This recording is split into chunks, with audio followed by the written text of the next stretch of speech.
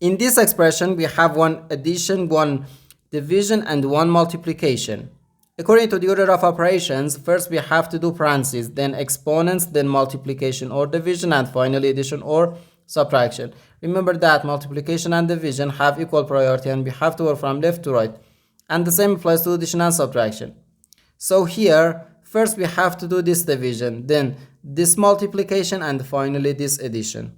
Okay, so first 2 divided by 4 can be written as 2 over 4. Now 2 divided by 2 gives us 1 and 4 divided by 2 equals 2.